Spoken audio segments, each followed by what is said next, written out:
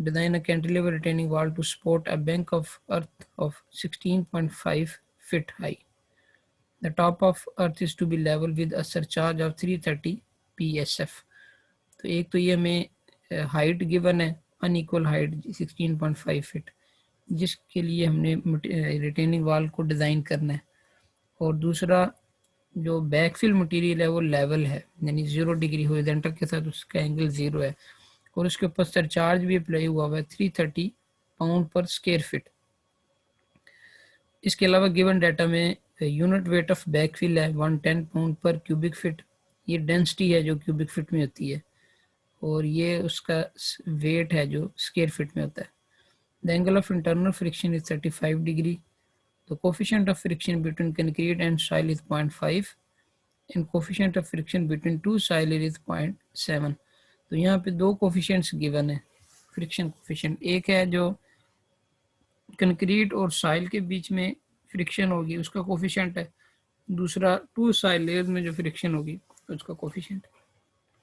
तो ये दोनों अपनी अपनी जगह पे यूज़ होते हैं, वो मैं फिर जब आगे हम एग्जांपल में जाएंगे तो फिर आपको ये इन दोनों में यानी डिफरेंस क्या है वो आपको पता चल जाएगा, कहाँ कौन से यूज़ होगा।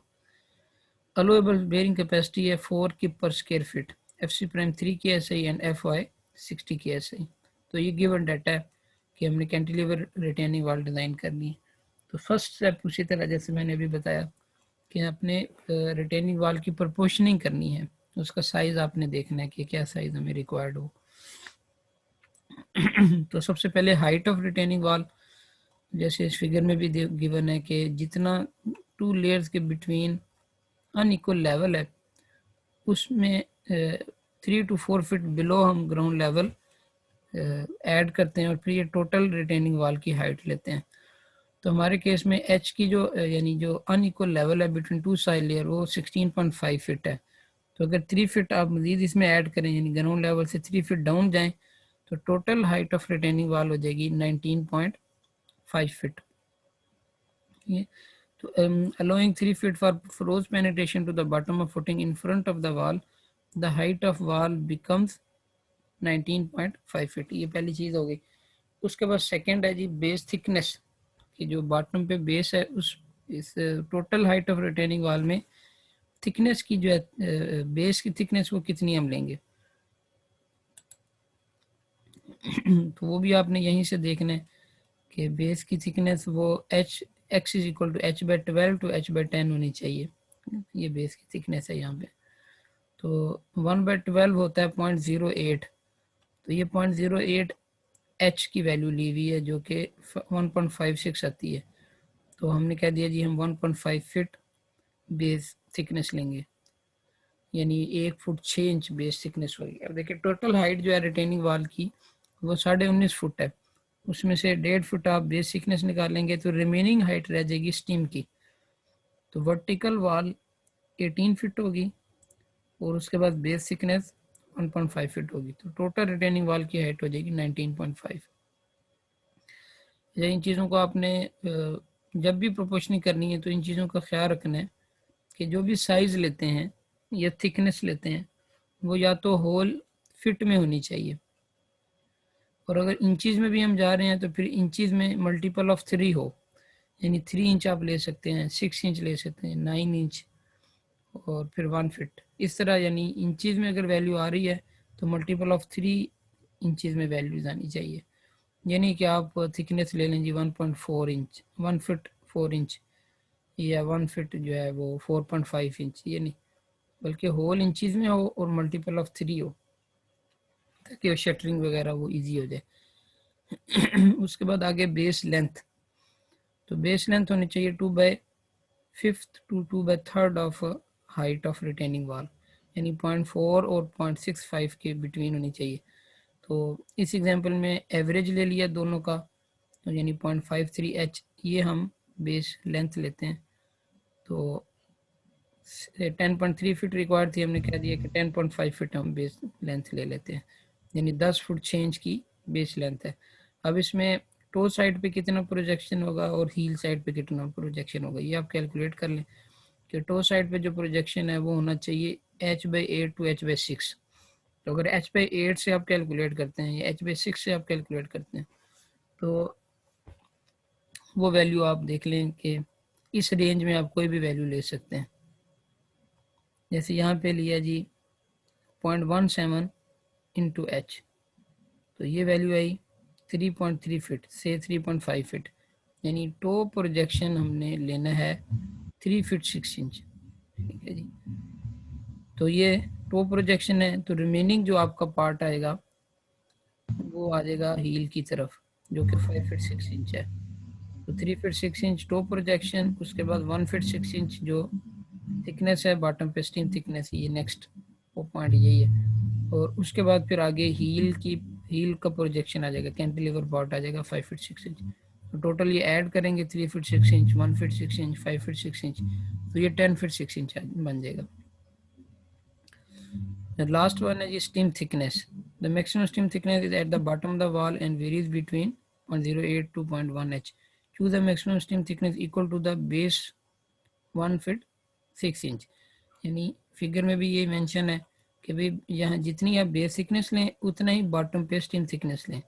तो बेस थिकनेस हमने ऑलरेडी लिया हुआ है 1 फीट 6 इंच, तो स्टीम थिकनेस भी हम यही लेंगे 1 फीट 6 इंच। और टॉप पे जो स्टीम थिकनेस है वो हम ले लेते हैं 12 इंच। तो टॉप पे 12 इंच थिकनेस हो गई, बॉटम पे 18 इंच थिकनेस हो गई। तो अब ये देखें 12 से 18 वेरी करेंगे, तो ये इस जो इनर वॉल है इसको हम वेरी नहीं करते, आउटर वॉल को हम जो है ना टेपर कर देते हैं।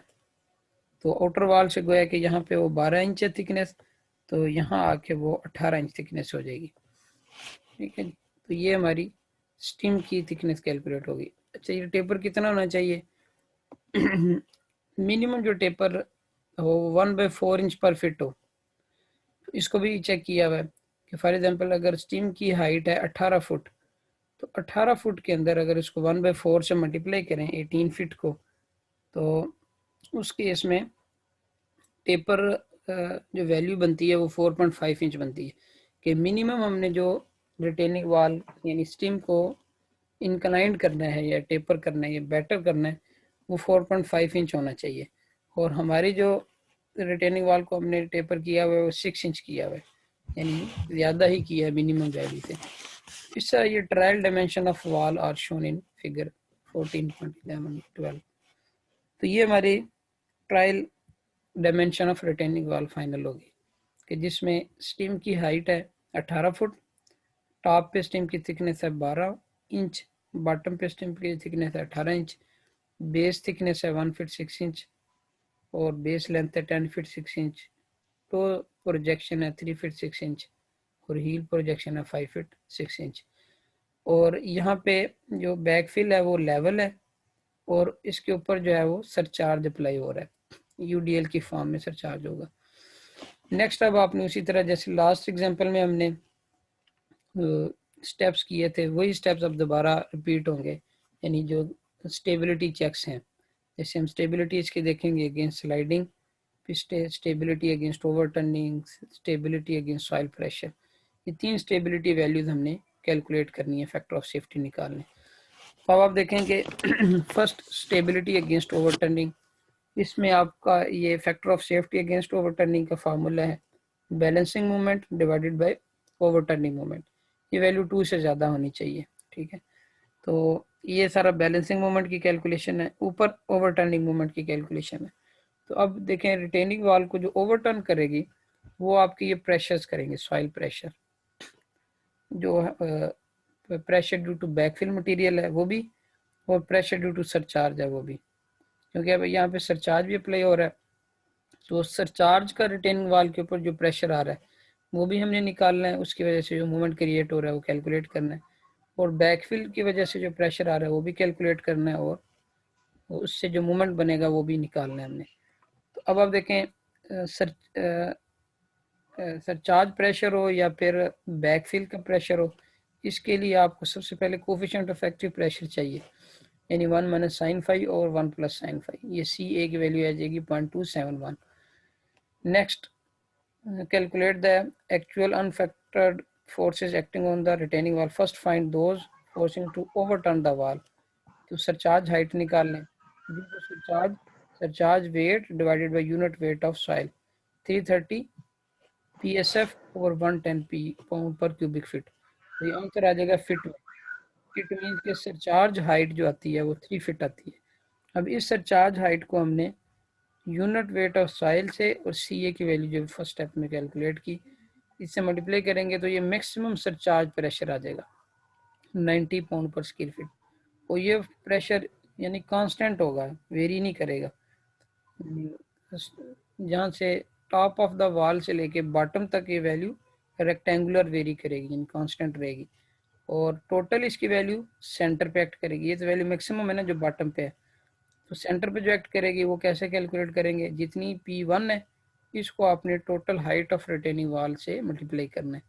तो ये देखें 90 इंटू 19.5, तो ये total pressure due to surcharge आ जाएगा। अब ये एक्ट करेगा रेक्टेंगल के सेंटर पे, तो मूवमेंट लेना है at the bottom of the toe, bottom of the base.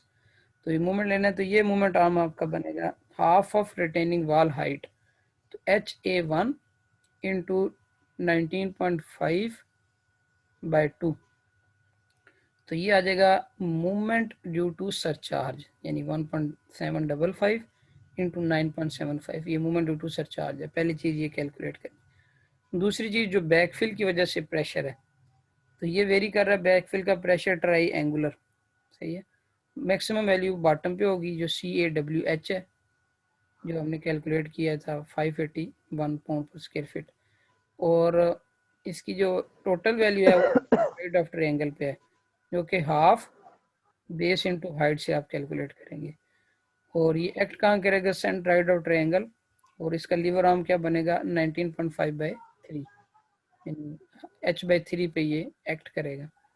तो ये लीवर आर्म आ गया 19.5/3 यानी 6.5। इससे आप HA2 को मल्टीप्लाई करें 6.5 से, तो ये movement due to backfill pressure आ गया। फर्स्ट था movement due to surcharge, movement due to surcharge pressure, second movement due to backfill pressure, दोनों को ऐड करेंगे तो ये टोटल ओवरटर्निंग मूवमेंट आ गया 53.93 की फीट। उसके बाद अब बैलेंसिंग मूवमेंट, ये तो वो मूवमेंट है जो रिटेनिंग वॉल को ओवरटर्न करने की कोशिश कर रहा है, और इसको जो बैलेंस करेगा वो मूवमेंट क्रिएट होगा due to weight of retaining wall. तो वेट्स ऑफ रिटेनिंग वॉल को आपने 1 बाय 1 कैलकुलेट करना है। जैसे स्टीम का जो वेट है, स्टीम ट्रिपोडाइडल है, इसको हमने रेक्टेंगल में और ट्रायंगल में कन्वर्ट किया।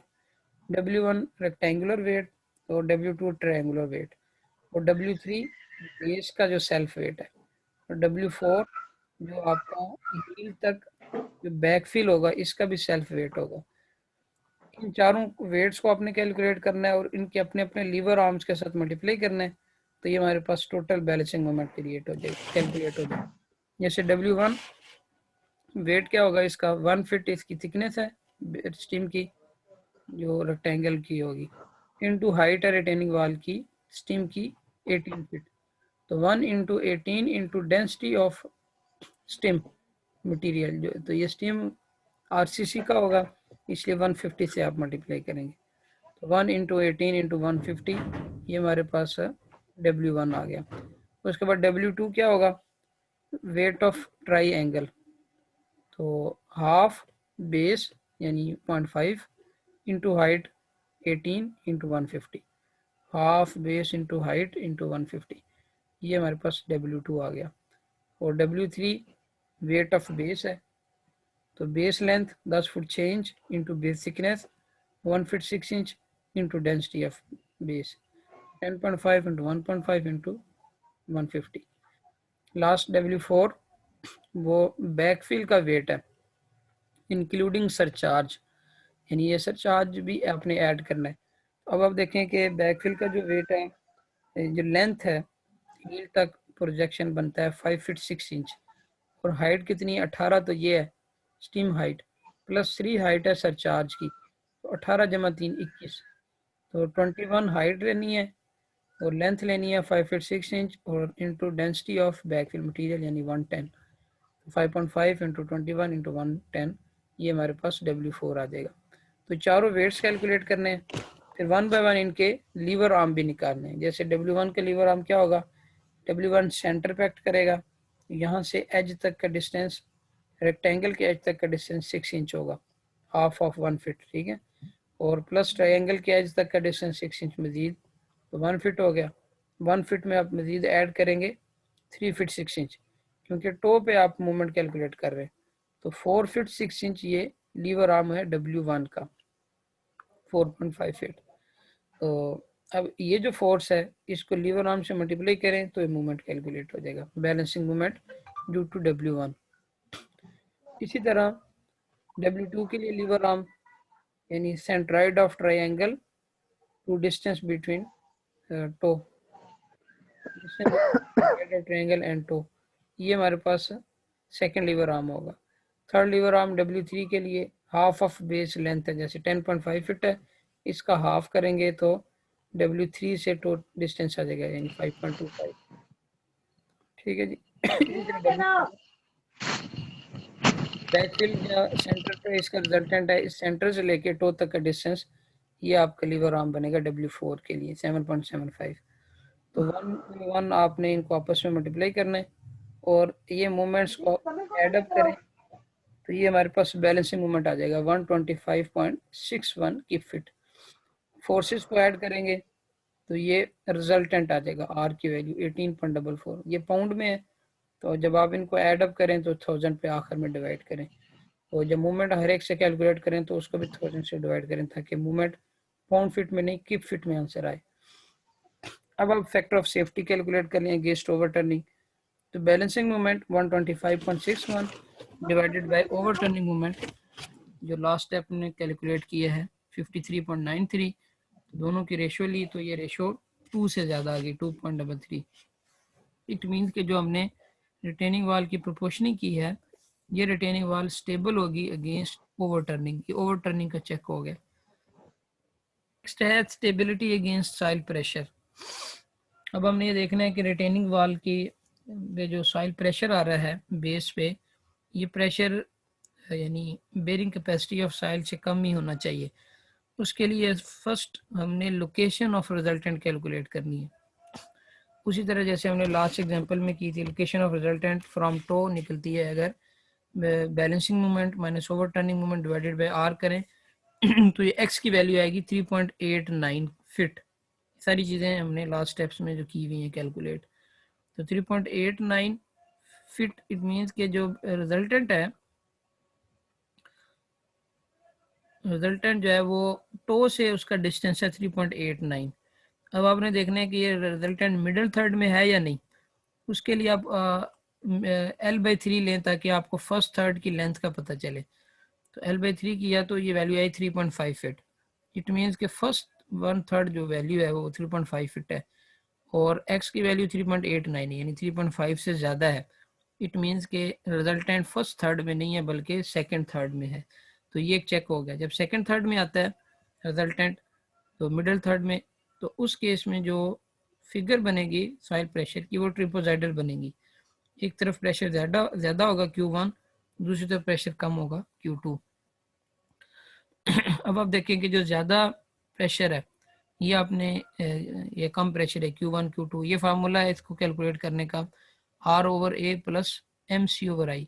तो Q1 निकल आएगा, R/A माइनस MC/I करेंगे तो Q2 निकल आएगा। तो R तो ये गिवन है हमारा जो हमने कैलकुलेट किया था 18.44। A क्या होगा, ये इस सॉइल प्रेशर के लिए जो रिटेनिंग वाल का एरिया है, तो एक तो साइड एरिया कैलकुलेट करने के लिए बेस लेंथ है, दूसरी जो साइड है वो in of plane out of plane है, जो यूनिट लेंथ के लिए हम डिज़ाइन करेंगे। तो ये क्योंकि वाल है तो वाल भी 1 फीट लेंथ के लिए हम डिज़ाइन करेंगे, वही स्टील फिर हम through out the length of the retaining वाल प्रोवाइड करेंगे। इसलिए जो एरिया बनेगा वो 1 इंटू 10.5 फिट होगा। 10.5 फिट वन साइड है, 1 फिट अनदर साइड, यानी ये समझे ये बी है 1 फिट और ये एच है 10.5, तो बी इंटू एच ये हमारे पास एरिया आ गया 10.5 फीट स्क्वायर।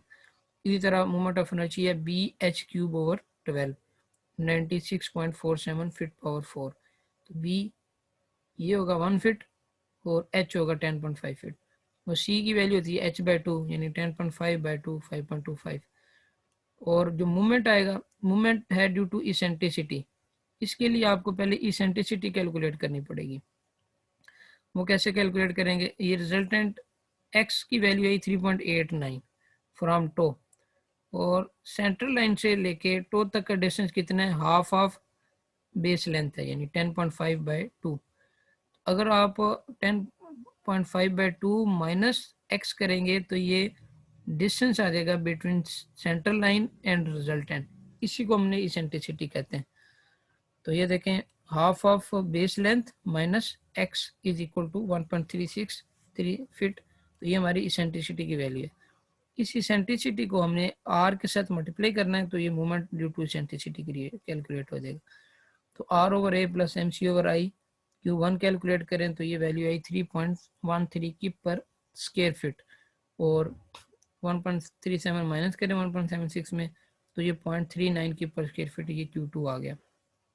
तो Q1 3.13 और Q2 0.39। अब आप देखें कि जो मैक्सिमम वैल्यू है 3.13, ये इसको आपने कंपेयर करना है बेरिंग कैपेसिटी ऑफ सॉइल से 4 के पर स्क्वायर फीट से। तो ये वैल्यू 4 से कम है, इट मीन्स कि जो सॉइल है वो ओवर स्ट्रेस नहीं है।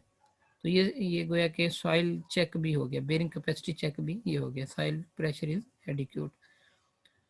थर्ड चेक था जी स्टेबिलिटी अगेंस्ट स्लाइडिंग। तो स्लाइडिंग के लिए जो मिनिमम फैक्टर ऑफ सेफ्टी होना चाहिए 1.5 होना चाहिए, मस्ट बी मेंटेन। तो जो फोर्स काज स्लाइडिंग है यानी स्लाइडिंग फोर्स कौन सी होगी, वो दोनों प्रेशर्स हैं, यानी प्रेशर ड्यू टू सरचार्ज और प्रेशर ड्यू टू बैकफिल, इन दोनों प्रेशर्स को ऐड करेंगे तो ये स्लाइडिंग फोर्स होगी, यानी 7.43 किप आ गया। और रेजिस्टिंग फोर्स क्या है, जो बेस की फुटिंग बेस और सॉइल के बीच में फ्रिक्शन है, ठीक है, जो जिसका कोफिशिएंट है 0.5, in coefficient friction between concrete and soil, जो 0.5 कोफिशिएंट इनटू आर जो आपने ये सबको ऐड करके कैलकुलेट किया 18.44। तो म्यू आर ये हमारे पास रेजिस्टिंग फोर्स है 9.22। अब इन दोनों की रेशियो लें, तो अब देखें इन दोनों की रेशियो ली तो ये वैल्यू 1.5 से कम आ गई, 1.24 आ गई। इट मीन्स के the resistance provided does not give an adequate safety against sliding। तो स्लाइडिंग में ये चेक जो है ना ये ओके नहीं आया। इसके लिए अब आप क्या करेंगे, बजाय ये कि आप पूरी रिटेनिंग वाल के प्रोपोर्शनिंग को बदलें, यानी उसकी स्टीम थिकनेस बढ़ाएं या ताकि उसका वेट बढ़ जाए, या बेस की लेंथ बढ़ाएं या थिकनेस बढ़ाएं, तो इस केस में हम क्या करते हैं कि की प्रोवाइड करते हैं रिटेनिंग वाल बेस में, ठीक है। इसको यूँ अगर आम कहें तो आम जुबान में एडी दे देते हैं रिटेनिंग वाल के बेस में। तो ये जो की, इसे की कहते हैं। तो की अगर प्रोवाइड करेंगे तो इसका फ़ायदा ये होगा, एक तो पैसिव प्रेशर बढ़ जाएगा, पैसिव प्रेशर हाइट बढ़ जाएगी तो पैसिव प्रेशर की वैल्यू बढ़ जाएगी। दूसरी आपकी फ्रिक्शनल रेजिस्टेंस बहुत बढ़ जाएगी अगर की दे देंगे तो। तीसरा इसका फ़ायदा ये है कि जो स्टीम रेनफोर्समेंट होती है उसको डेवलपमेंट लेंथ पूरी करने के लिए भी हमें की ज़रूरत पड़ जाती है। कि जैसे फॉर एग्जांपल पैड थिकनेस अगर कम है तो यहाँ से जो स्टीम की रेनफोर्समेंट जो आगे हम कैलकुलेट करेंगे वो स्टील को हमें हुक करना पड़ेगा। तो अगर की हम इस तरह प्रोवाइड करें कि स्टीम की रेनफोर्समेंट की में चली जाए तो फिर हमें यानी डेवलपमेंट लेंथ का एक प्रॉब्लम जो होता है वो गोया कि हल हो जाएगा। इसलिए की हम इस तरह प्रोवाइड करते हैं, यानी कि वहाँ पे लोकेट करते हैं ताकि स्टीम की रेनफोर्समेंट वो की में चली जाए। इसलिए जो स्टीम रेनफोर्समेंट मेन होती है वो इनर फेस के साथ होती है, क्योंकि इधर से प्रेशर आ रहा है तो इधर यहाँ पे आपकी स्टील मेन होगी। तो इस इनर फेस ऑफ स्टेम से 6 इंच डिस्टेंस के ऊपर की प्रोवाइड करते हैं, और आमतौर पे की जो डेप्थ रखते हैं वो 1 फीट 6 इंच डेप्थ रखते हैं, और की जो विड्थ होगी वो भी 1 फीट 6 इंच होगी। तो ये 1 feet 6 inch by 1 feet 6 inch की हमने प्रोवाइड की। अब हम इसको चेक करते हैं कि इसकी वजह से जो यानी स्टेबिलिटी क्राइटेरिया है वो सेटिस्फाई होता है या नहीं। ठीक है जी। तो उसमें सबसे पहले अब मैंने बताया ना कि इसकी प्रोवाइड करना, ये सारी उसमें बातें लिखी हुई जो मैंने आपको बताया कि एक तो इसकी फ्रिक्शनल कैपेसिटी को इंक्रीज़ कर देता है, एचपी बढ़ा देता है, और development length for double bars of streams इसको यानी सफिशिएंट स्पेस प्रोवाइड कर देता है। अब आप देखें कि पैसिव प्रेशर की वैल्यू कैसे कैलकुलेट करेंगे। Coefficient of passive pressure 1 + sin phi over 1 - sin phi, यानी रेसिप्रोकल ऑफ एक्टिव प्रेशर या पैसिव प्रेशर आ जाएगा। उसके बाद टोटल पैसिव प्रेशर का फार्मूला उसी तरह half base into height bye 3 की वैल्यू होती है। जैसे हमने ये कैलकुलेट किया था ना HA2, बिल्कुल वही फार्मूला, यानी half base into height area of triangle. Area of triangle करेंगे फ्रंट साइड पे तो ये पैसिव प्रेशर आ जाएगा, तो 1/2 CPW इंटू एरिया, तो into height of passive pressure height. अब पैसिव प्रेशर हाइट देखें, वैसे तो हमने ग्राउंड लेवल से 2 फीट डाउन गए थे, 3 फीट डाउन गए थे, ठीक है, ग्राउंड लेवल से 3 फीट डाउन गए थे। अगर ऊपर वाला 1 फीट आप निगलेक्ट करते हैं, जो नेचुरल सरफेस है 1 फीट की वो निगलेक्ट करें, तो रिमेनिंग जो सॉइल की हाइट होगी वो 2 फीट हो जाएगी, और प्लस इसमें 1 फीट 6 इंच की ऐड हो जाएगा, की डेप्थ यानी। तो ये टोटल हाइट अब आपकी 3 फीट 6 इंच है। तो यहाँ पे 3 फीट 6 इंच हाइट लें, तो half base into height into weight of backfill material, unit weight of density of soil या यूनिट वेट ऑफ सॉइल 110। तो HP की वैल्यू आ जाएगी 2486 पैसिव प्रेशर। एक तो हमने ये कैलकुलेट कर ली, ये आगे चल के यूज होगा। दूसरी चीज अब आप देखें कि जो रेजिस्टिव फोर्स है वो अब 2 टाइप्स की हो जाएगी। अगर यहाँ पे आप गौर करें तो यहाँ पे जो प्रेशर आएगा रिटेनिंग वाल की जो सॉइल का प्रेशर आएगा, ये प्रेशर इस रिटेनिंग वाल को आगे की तरफ पुश करने की कोशिश करेगा, यानी लेफ्ट साइड की तरफ पुश करने की कोशिश करेगा। जब लेफ्ट साइड की तरफ पुश करने की कोशिश करेगा तो अब आपकी जो फ्रिक्शन है, फ्रिक्शनल सरफेस वो ये बनेगी ACDEF, ये फ्रिक्शनल सरफेस बनेगी, यानी C से लेके F तक फ्रिक्शन होगी बिटवीन कंक्रीट एंड सॉइल, और A से लेके C तक फ्रिक्शन होगी बिटवीन 2 सॉइल लेयर्स। यानी ये वाली फ्रिक्शनल सरफेस नहीं है 0 से लेके B तक, बल्कि की के बाद की प्रोवाइड करने के बाद फ्रिक्शनल सरफेस बनेगी A से C, फिर C से D, फिर E से F। तो CD ये फ्रिक्शन है between concrete and soil, EF friction है बिटवीन कंक्रीट एंड सॉइल, लेकिन AC फ्रिक्शन है between 2 soil layers. It means कि अब आपकी 2 तरह के कोफिशिएंट जो गिवन है, वो AC में कोफिशिएंट यूज होगा फ्रिक्शन बिटवीन 2 सॉइल लेयर्स, और C से लेके F तक कोफिशिएंट यूज होगा। ये पॉइंट मैं आपको बता रहा था कि अब आपकी जो फ्रिक्शन होगी वो 2 टाइप्स की हो जाएगी। एक है फ्रिक्शन बिटवीन 2 सॉइल लेयर्स जो A से लेके C तक है, और दूसरी फ्रिक्शन है बिटवीन कंक्रीट एंड सॉइल। तो जब आपके फ्रिक्शनल कोफिशिएंट 2 टाइप्स के यूज होंगे, तो जो आपका रिजल्टेंट है जिसको हमने कोफिशिएंट से मल्टीप्लाई करना होता है, उस रिजल्टेंट की भी 2 यानी पार्ट्स में डिवाइड आप करेंगे। एक को हम कहेंगे R1, दूसरा R2। तो पहले तो सिंपल हम इस R को यूज करते थे और इसको म्यू से मल्टीप्लाई करके कैलकुलेट कर लेते हैं रेजिस्टिंग फोर्स। अब क्योंकि म्यू की 2 वैल्यूज हैं, μ1 भी है μ2 भी है, तो R को भी 2 में डिवाइड करना है, R1 और R2। वो कैसे, ये देखें जो टोटल R है 18.44, अगर आप इस ट्रिपोजाइडल का एरिया लें तो इसकी वैल्यू भी वही आएगी जो ये R की वैल्यू 18.44, क्योंकि एक्शन और रिएक्शन सेम होता है। तो अब आपने ये करना है कि इस ट्रिपोजाइडल एरिया को 2 पार्ट्स में डिवाइड करना है। फर्स्ट पार्ट होगा जो A से लेके C तक के डिस्टेंस है, इसके लिए R1 की वैल्यू, यानी area of this triangle, this trapezoidal, यानी 3.13, और C पॉइंट तक या ये कह लें B पॉइंट तक जो वैल्यू बनती है सिमिलर ट्रायंगल से आप निकालेंगे तो ये 1.96 आएगी। तो 3.13 और 1.96 इस ट्रिपोजाइडल का आपने एरिया लेना है, वो R1 होगा। तो एरिया कैसे कैलकुलेट होता है ट्रिपोजाइडल का, एवरेज ऑफ 2 लेयर्स, यानी 3.13 प्लस 1.96 डिवाइडेड बाई 2, ये एवरेज ऑफ 2 लेयर्स है, इनटू डिस्टेंस बिटवीन 2 लेयर्स। तो ये जो डिस्टेंस है बिटवीन 2 लेयर्स ये 4 फीट 6 इंच है, क्योंकि की मैंने बताया था कि स्टीम से 6 इंच डिस्टेंस पे होगी, तो रिमेनिंग आपका ये 1 फिट हो जाएगा, क्योंकि टोटल स्टीम थिकनेस है 18 इंच, तो 6 इंच से आप स्टार्ट कर रहे हैं, तो 12 इंच ये वाला plus top projection 3 fit 6 inch, तो टोटल ये बन जाएगा 4 फिट 6 इंच। तो यहाँ से अब आपका ये R1 रिएक्शन ऑफ AC आ जाएगा 3.13 प्लस 1.96 डिवाइड बाई 2 इंटू 4.5 11.44।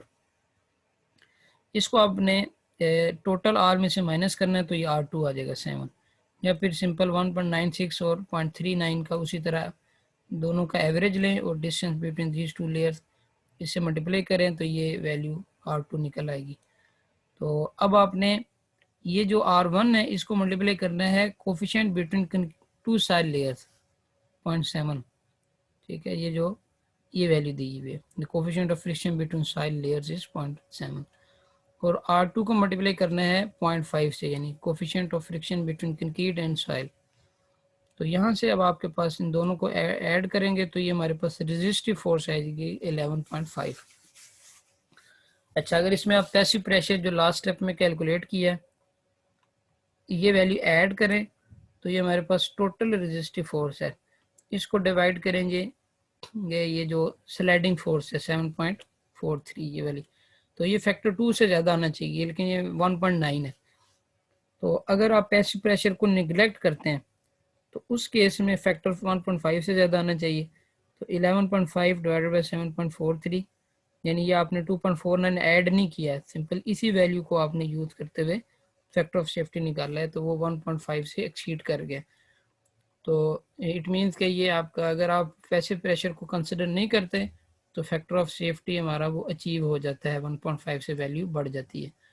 तो इट मीन्स के जो की है, जो हमने की डेप्थ ली है या विड्थ ली है, वो ओके है। तो ये हमारा तीसरा चेक था स्टेबिलिटी अगेंस्ट स्लाइडिंग, कि वो की के बगैर सेटिस्फाई नहीं हो रहा था, फिर हमने की प्रोवाइड करने के बाद फिर रेशियो ली, तो ये रेशियो 1.5 से बढ़ गई। तो ये 3 चेक्स हो गए, स्टेबिलिटी का, ओवरटर्निंग का, और जो है वो सॉइल प्रेशर का। ये एक पार्ट है कैंटिलीवर रिटेनिंग वाल का जो हम कर चुके हैं। अब ये यहाँ से 0.6 से सेकंड पार्ट स्टार्ट हो जाता है। सेकंड पार्ट डिज़ाइन का पार्ट है कि अब आपने स्टीम की और रेनफोर्समेंट डिज़ाइन करनी है। उसके बाद अगली जो स्टेप है वो आपने बेस की रेनफोर्समेंट कैलकुलेट करनी है, टो की स्टील निकालनी है और हील की स्टील निकालनी है। तो स्टार्ट करते हैं हम, जो स्टील कैलकुलेशन है या मूवमेंट और शेयर कैलकुलेशन है फॉर स्टीम फॉर वर्टिकल वाल। तो ये वर्टिकल वाल है, इसकी हमने यानी शेयर कैलकुलेशन, मूवमेंट कैलकुलेशन करनी है। तो अब आप देखें, पहली बात तो ये कि जब आप मूवमेंट और शेयर कैलकुलेशन में जाते हैं तो अब आपने अनफैक्टर लोड नहीं लेने बल्कि फैक्टर लोड आपने लेने, ठीक है। प्रेशर्स भी जो लेंगे वो फैक्टर्ड प्रेशर्स लेंगे, यानी 1.6 या 1.2 से मल्टीप्लाई करके यूज़ करेंगे चीज़ें। उसमें जो चीज़ें आपने याद रखनी है ये जो सॉइल प्रेशर्स होते हैं, खा वो बैकफिल का प्रेशर है HA2, ये सरचार्ज का प्रेशर है HA1, या फिर सॉइल प्रेशर है Q1 Q2। प्रेशर्स को हमेशा हम लाइव लोड कंसिडर करते हैं, इसलिए प्रेशर्स के लिए हमने जो ओवरलोड फैक्टर लेना है वो 1.6 लेना है। और इसी तरह जो सरचार्ज होता है, सरचार्ज की वैल्यू भी चेंज हो सकती है, इसलिए इसको भी हमने as a live load consider करना है। सरचार्ज वेट को ये भी 1.6 लेंगे। तो गोया कि रिटेनिंग वाल के केस में 4 चीज़ें एज अ लाइव लोड होंगी: surcharge weight, pressure due to surcharge, pressure due to backfill और प्रेशर ऑफ सॉइल। ये चारों चीज़ें as a live load consider होंगी। इसके अलावा जो रिमेनिंग चीज़ें हैं वो आपने एज अ डेड लोड लेनी है, जैसे स्टीम वेट है, बेस वेट है और बैकफिल का वेट है। ये तीनों जो वेट्स हैं इनको आपने एज अ डेड लोड लेना है और इसके लिए फैक्टर 1.2 यूज़ करेंगे।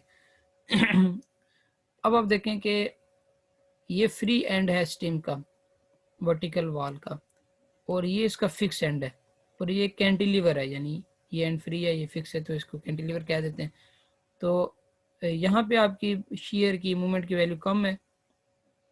जो जो हम बॉटम की तरफ आएंगे तो फेस के ऊपर आके मैक्सिमम शेयर की वैल्यू होगी और मैक्सिमम मूवमेंट की वैल्यू होगी। तो ये मैक्सिमम मूवमेंट की वैल्यू आप कैलकुलेट करें, यानी 18 फीट हाइट के लिए। तो due to HA1 and HA2 आप मूवमेंट कैलकुलेट करें at bottom face of steam.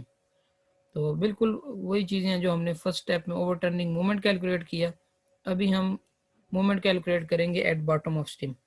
तो PA P1 यानी सरचार्ज, मैक्सिमम सरचार्ज प्रेशर, वही फार्मूला है CAW इंटू HS, लेकिन अब इसको 1.6 के साथ मल्टीप्लाई करेंगे क्योंकि ये प्रेशर है तो एज अ लाइव लोड होगा। सेकेंड P2 जो मैक्सिमम बैकफिल का प्रेशर है वो CA इंटू WH होगा। H हमने जो फर्स्ट स्टेप में H कैलकुलेट किया था, यहाँ पे H लिया था वो 19.5 लिया था, यानी टोटल हाइट ऑफ रिटेनिंग वाल ली थी। अभी क्योंकि हम स्टीम पे स्टील कैलकुलेट कर रहे हैं इसलिए अब हाइट सिर्फ आपकी चेंज हो जाएगी, 19.5 के बजाय अब हाइट आपने लेनी है 18 फीट। तो 18 फीट हाइट के लिए आपने मैक्सिमम प्रेशर कैलकुलेट किया, फिर आपने रेक्टेंगुलर एरिया लिया, इसमें भी आपने 18 यूज़ करना है, और ट्रायंगल का एरिया लिया, इसमें भी आपने 18 यूज़ करना है। तो ये मैक्सिमम टोटल प्रेशर आ जाएगा ड्यू टू सरचार्ज, ये टोटल प्रेशर आ जाएगा due to backfill. Lever arm भी उसी तरह आपने 19.5/2 के बजाय 18/2 करना है, 18/3 करना है। तो ये अब आप उसी तरह इनको एडिशन इनकी करेंगे तो ये हमारे पास overturning movement at bottom of wall आ जाएगा। सही है, गोया कि फर्स्ट स्टेप में जो हमने किया था जिस तरह कैलकुलेशन, उसी तरह कैलकुलेशंस करनी है। सिर्फ एक चेंज तो ये आएगी कि फैक्टर यूज़ करना है 1.6। दूसरी चेंज ये आएगी कि जहाँ पे 19.5 यूज़ किया था वहाँ 18 आपने करना है, तो ये मूवमेंट आ जाएगा। इस मूवमेंट से आप RN कैलकुलेट करेंगे, रो और स्टील एरिया निकालेंगे, मूवमेंट डिवाइडेड बाय 5BD² करेंगे तो RN आ जाएगा। B की वैल्यू हमेशा आपने 12 इंच लेनी है, यानी यूनिट लेंथ के लिए आप डिज़ाइन कर रहे हैं रिटेनिंग वाल। और D की वैल्यू कितनी होगी, H माइनस कवर।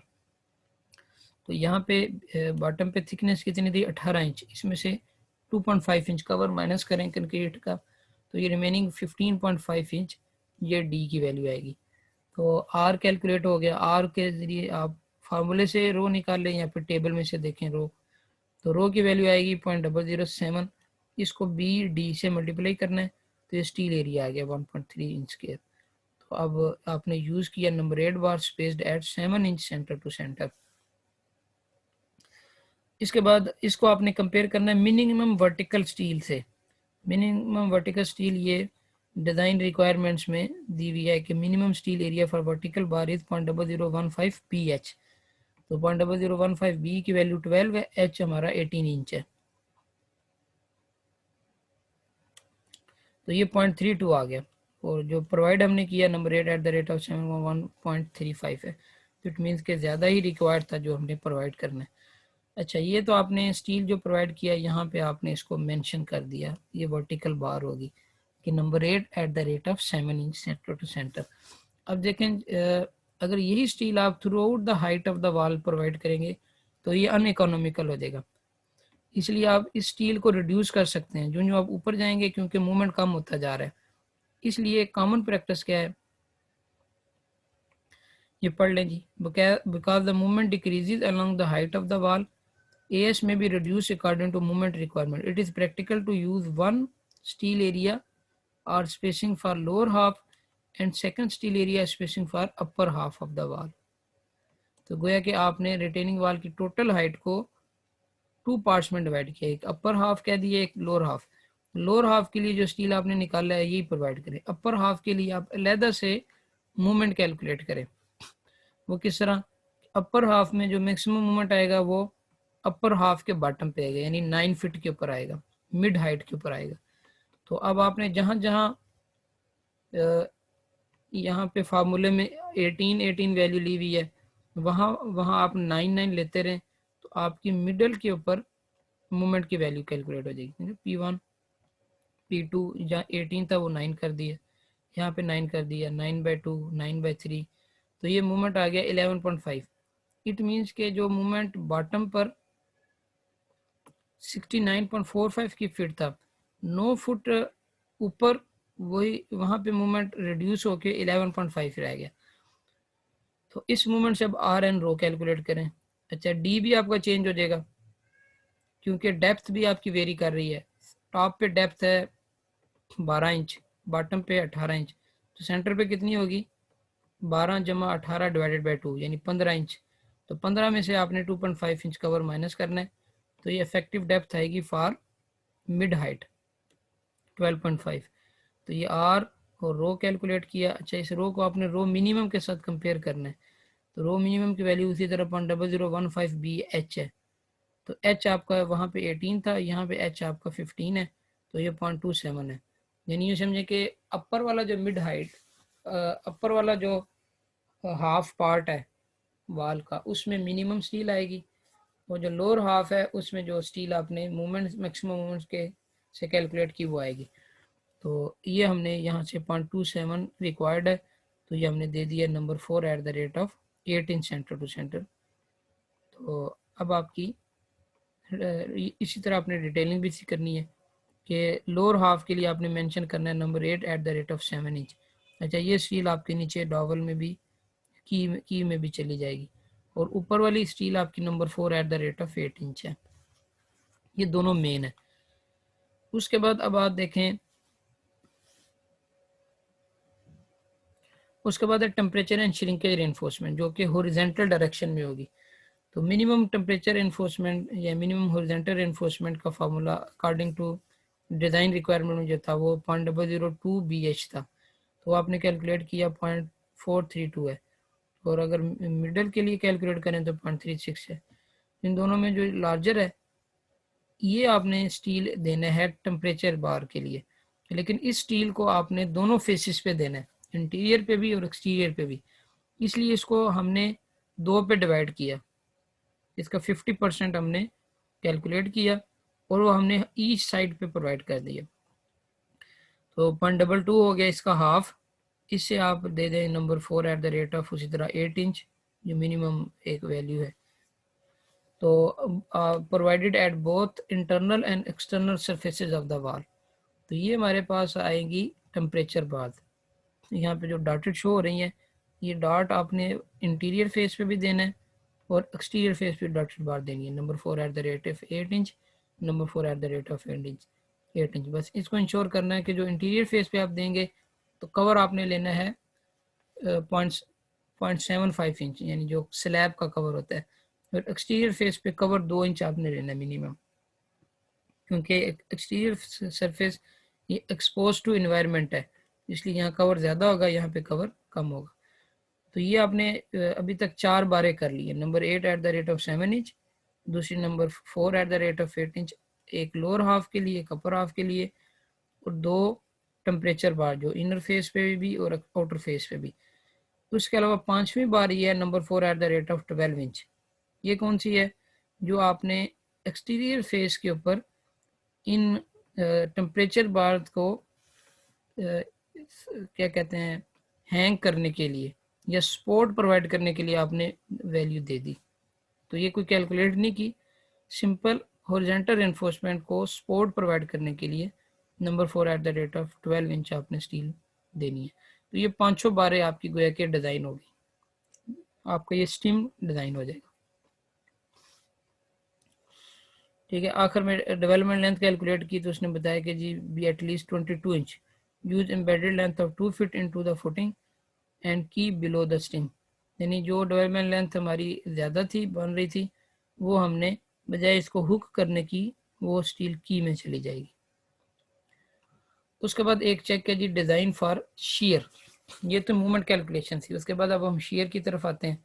शेयर से हमें ये आइडिया होगा कि स्टीम की जो थिकनेस है यानी 18 इंच बॉटम पे है, उसको वो सेटिस्फाई हो रही है या नहीं, यानी वो शेयर स्ट्रेसेस को रेजिस्ट कर सकती है या नहीं।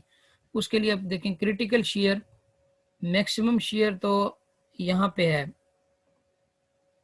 ठीक है 18 फीट डेप्थ के ऊपर है, लेकिन क्रिटिकल शेयर कहाँ पे होगी, distance D from face of sport, यानी 18 फीट में से आपने डी माइनस करना है, तो वो क्रिटिकल लोकेशन आ जाएगी फॉर शेयर।